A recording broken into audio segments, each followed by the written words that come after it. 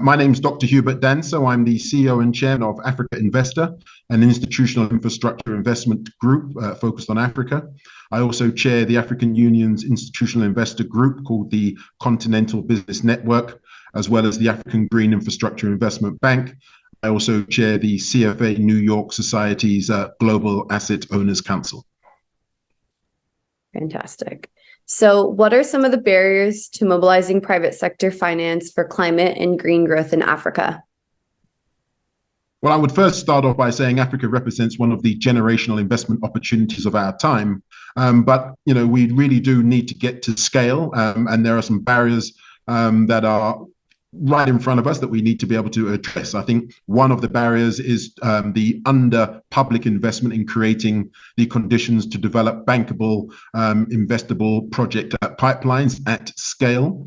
Another barrier is that there's been too much dependence on multilateral development banks to deliver private capital mobilization at scale. I mean, they're a collective $1.5 trillion balance sheet. And to really get to Africa's $3 trillion of climate investment needs, we need a full partnership with the global $150 to $200 trillion pool of institutional assets. I think that really needs to be a priority.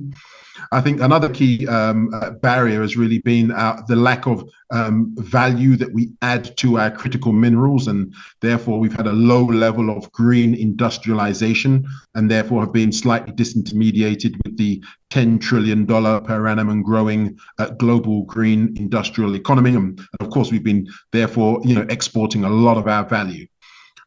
Also, another barrier, as well as an opportunity, is the legal and regulatory frameworks. They are really critical in terms of being able to mobilize private capital at scale. Currently, we have the PPP framework, which in our view is not fit for the future needs of mobilizing private capital at scale. So we've actually developed and launched last year quite a novel institutional investor public partnership framework, which is specifically designed by and for asset owners to be able to mobilize private capital at scale and deploy that private capital at speed for green infrastructure in Africa. I would also add another really important thing is the addressing the perception of risk. Of course, if you don't have a clear view on the risk, you're always going to presume that it's higher than it actually is. So we believe that getting access to data, particularly the GEMS database, the Global Emerging Markets database, help us decide the difference between perceived risk versus actual risk is going to be a really critical and important asset for us. And then I think another key barrier has been, and this is the last point I'll make on this particular point, is that I think we have failed to develop at scale platforms for long-term capital to come in at scale for climate investment. And we're now fortunate enough to have the African Green Infrastructure Investment Bank, which is a consortium of African pension and sovereign wealth funds and global peer partners with a particular focus to originate and invest in African green infrastructure investments and to make investing in Africa at scale the expectation and not the exception. And our mission as the African Green Infrastructure Investment Bank is to be green and profitable, not green or profitable. I think that's fantastic. And thank you so much again. If you'd like to talk a little bit about maybe some strategies or policies that could stimulate economic growth in African countries and help to close the climate financing gap.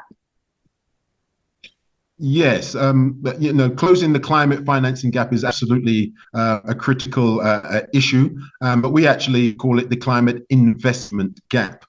So we already know that there's about $3 trillion of nationally determined contribution, which is the sort of the UN classification for climate investment projects.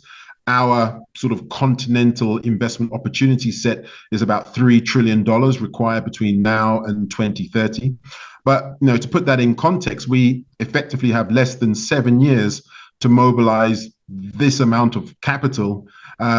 which is more than the world was able to mobilize for renewable energy investment in the last 20 years. I think that was about 2.8 trillion from the year 2000 to the year 2020.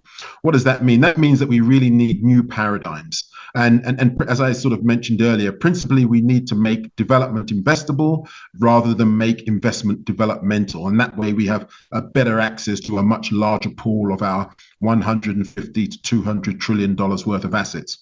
In terms of the policy messages and frameworks, we've had a really big leap forward this year at the Africa Climate Summit, hosted by the African Union, where we inaugurated and launched the Nairobi Declaration, which to us as investors is essentially more important than the Paris Agreement was globally to the private sector, because it sends a very clear market signal to us as investors that the governments will work with us very closely to establish green infrastructure, African green infrastructure, as a globally competitive investable asset class, and create a framework to build Africa's version of the Inflation Reduction Act or Europe's version of the Net Zero Industry Act.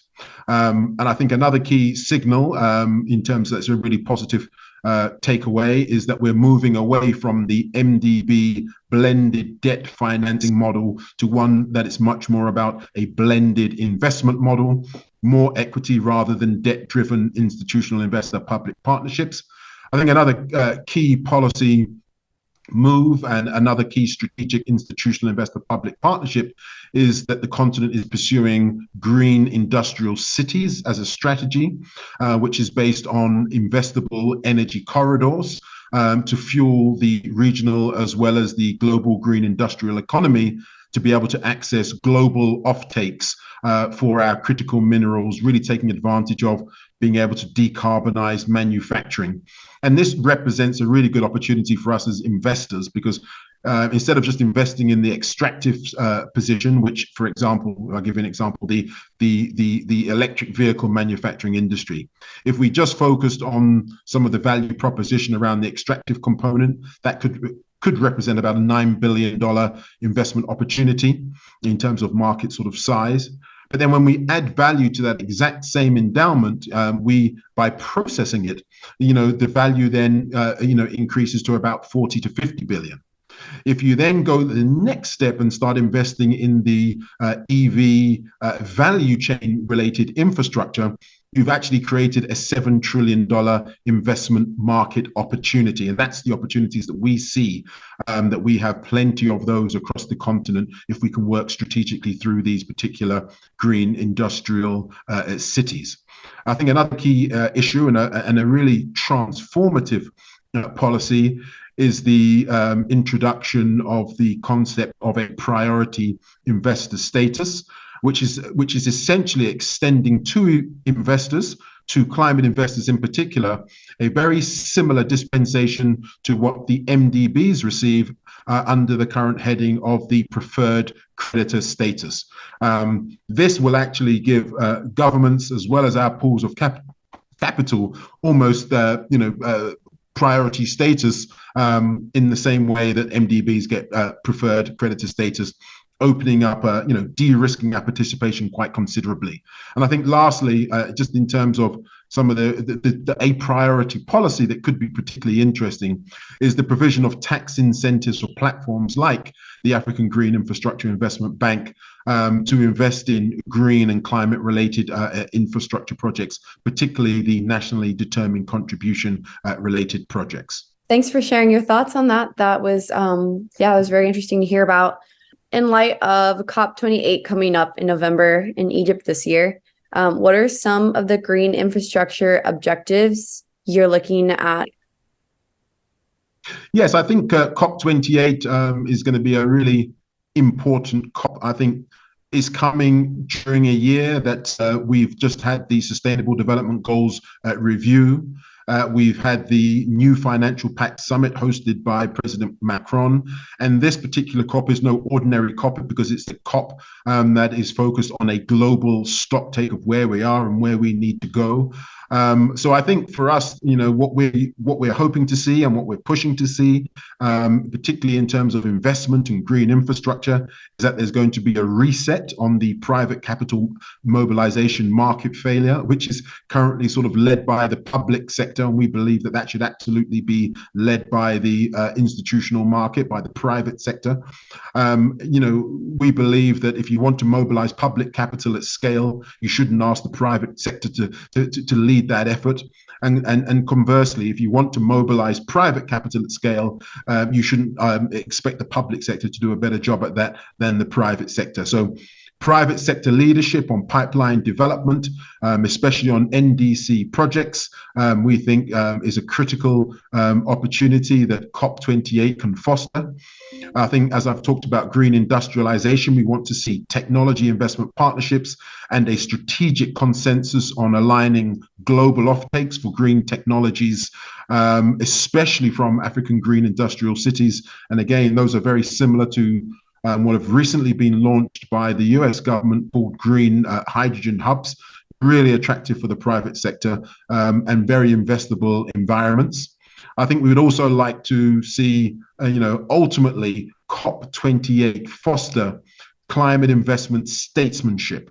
And that is really bringing heads of state sitting around the table with us as institutional investors to really address this private capital mobilization MDB market failure. And I call it a market failure because, in Africa's context, for example, as we have to mobilize $3 trillion within a 7-year frame to even have a chance at the 1.5 degree, objective. Emerging markets more broadly, that number is about 23 trillion. So as I mentioned earlier, multilateral development banks are, at the lead of the private capital mobilization agenda. Their undertaking, their mandates are to deliver for every $1 of MDB finance that they provide, they're supposed to be able to deliver $10 of private capital. When the actual results of that, according to the G20, is for every $1 that they provide, they've only been able to provide and deliver 20 cents to 38 cents of private capital. So we absolutely need COP28 to get in front of that. And we are asking for COP28 to inaugurate a platform for a coalition of heads of state to work with long-term institutional investors, pension funds, sovereign wealth funds, insurance companies, to really help us develop investment earthshots together, like the Inflation Reduction Act. And I mean, if you look at the Inflation Reduction Act, that has $500 billion worth of commitments for climate investments in the last 12 months, which is essentially more than 10 times the foreign direct investment that Africa has accomplished in a decade.